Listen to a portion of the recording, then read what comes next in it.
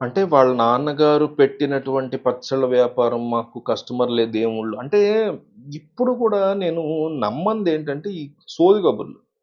Customer is the king, customer is God, కస్టమర్‌ల దేవుళ్ళు, టీవీలో వచ్చే యాడ్‌లు గూడా. ఎందుకు దేవుళ్ళు ఎందుకు కస్టమర్‌లు? మీరొక స్ట్రాంగ్ అండ్ క్వాలిటేటివ్ ప్రొడక్ట్ ఇవ్వండి. మేమే మిమ్మల్ని దేవుళ్ళలా చూస్తాం. అలా ఉంది సొసైటీ ఈరోజు.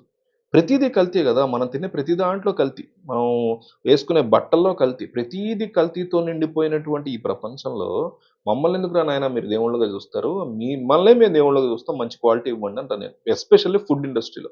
సో, పికిల్స్ అనేది ఫుడ్ ఇండస్ట్రీకొస్తది. వీళ్ళు ఏం చేసి అమ్ముతున్నారు? హడావిడి చేశారా? అట్రాక్ట్ చేశారా? ఇవన్నీ పక్కన పెట్టేస్తే వాళ్ళు పచ్చళ్ళు అమ్ముతున్నారు. దాని ప్రైస్ ఎక్కువ అని ఒకతను అడిగాడు. అడిగినప్పుడు ఏం చెప్పాలి?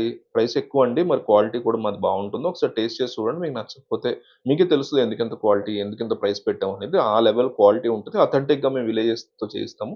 ఇట్లా నిజమో, అబద్ధమో ఏదో చెప్పుకోలో మార్కెటింగ్ గిమ్మిక్ అనుకోవచ్చు. కానీ పచ్చి బూతులు తిట్టి వాళ్ళని బాధపెట్టి రేపొద్దున అంతా జరిగిపోయిన తర్వాత ఇంకొక డ్రామా. రెండో డ్రామా అనమాట ఇది. రెండో డ్రామాకి నాకెక్కువ కోపమొచ్చింది. ఆ అమ్మాయి తిట్టింది అదంతా తప్పే.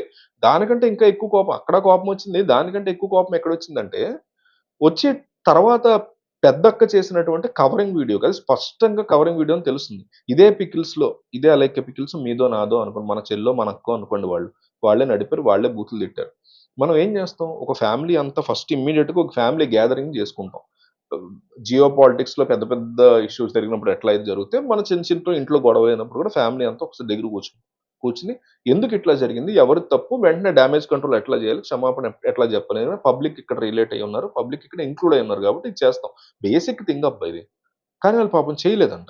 ఫోను చేసిందంట. అది కూడా ఈవిడకి ఎలా తెలిసింది? అసలు ఈవిడకి తెలియనే తెలీదంట. ఎవరెవరో షేర్‌లు చేశారంట. పోనీ అంతవరకు నమ్మొచ్చు. ఎవరెవరో షేర్‌లు చేసి చెప్తే వెంటనే ఫోను చేస్తే ఆళ్ళ చెల్లి 2 రోజుల పాటు నన్ను కదపొద్దు.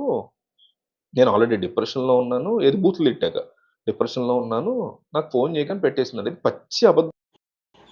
అంటే ఒక స్టాండ్ తీసుకొని అందరూ కలిసి కూర్చొని క్షమాపణ చెప్పడం అనేది చాలా బేసిక్ అది మానేసి ఈ ఆడియో ఏదైతే మీరు చెప్తున్నటువంటి పర్టిక్యులర్ ఆడియో ఉందో ఈ ఆడియో ఫేక్ అని చెప్పేటువంటి ఆలోచన వీళ్ళకి ఉన్నట్టుంది. అందువల్ల ఈ స్టోరీలు చెప్తున్నారు. చూడండి 2 రోజుల తర్వాత ఇది మా ఆడియోనే కాదని చెప్తారు వాళ్ళు. ఖచ్చితంగా చెప్తారు. అంటే అట్లా చెప్పడం కుదురుతుందా లేదా అట్లీస్ట్ అనేటువంటిది లెక్కలేసుకుంటున్నట్టున్నారు వాళ్ళు. అందుకే టైం తీసుకుంటున్నారు. ఆడపిల్ల, మగపిల్లల, బయటోళ్ళ, మనోళ్ళ, వేరే దేశం వాళ్ళ, ఏ రిలీజియన్ వాళ్ళు పక్కన పెట్టండి అబ్బా. వాళ్ళేం మహాపాపం చేసేలా, వాళ్ళేమి చేయకూడని బూతు పనులు మర్డర్లో మానభంగాలు చేసేయలేదు వాళ్ళు. బూతులు తిట్టింది, తప్పు పని చేసింది. ఒక వీడియో, అమ్మా నేను ఆ టైంలో ఏదో నిద్ర అప్పుడే లేచాను, ఏదో కవరింగ్ అయినా నాకైతే ఏదో గంజాయి కొట్టి మాట్లాడినట్టు ఉంది ఆ భాష. ఆడపిల్లైనా ఒక మగపిల్లడైనా ఆ కైండ్ ఆఫ్ భాష మాట్లాడడానికి మనం ఏమాత్రం కూడా అసలు ఎంకరేజ్ చేయకూడదు. సో మాట్లాడింది. కోపంలోనో, ఇదిలోనో నిజంగానే గంజాయి కొట్టు మాట్లాడింది తప్పు. ఆ అమ్మాయి కొట్టింది నేనేం గ్యారంటీకి చెప్పట్లేదు. ఆ కైండ్ ఆఫ్ ఇది కనిపించింది మనకు కాబట్టి అంటున్నా.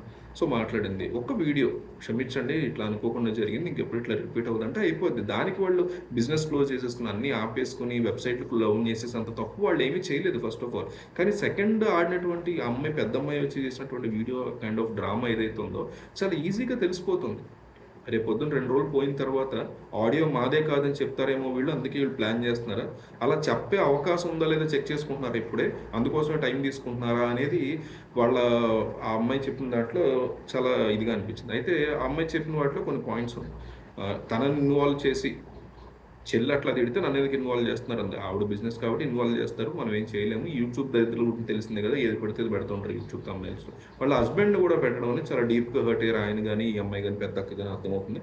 సో హస్బెండ్ పెట్టాల్సినటువంటి అవసరమే లేదు అసలు, అక్కడ పాయింటే లేదు. సరే ఫోటోలు పెడుతున్నారు, మన వాళ్ళే విచ్చలవిడిగా తయారైంది కాబట్టి థింగ్స్ సరే పెట్టారని అనుకుందాం. నిజంగా ఆయనకి ఎటువంటి తప్పు లేదు. ఆయన ఫోటోలు, ఇది మనం అంటే పాజిటివ్ వీడియో కాబట్టి పెట్టాం, కానీ నెగిటివ్గా మాట్లాడుతున్నప్పుడు ఆయన ఫోటో పెట్టాల్సినటువంటి అవసరమే లేదు. ఆయనకి సంబంధించినటువంటి కథే కాదు, బ్యాక్ ఎండ్లో ఏమైనా సపోర్ట్ చేస్తాడేమో.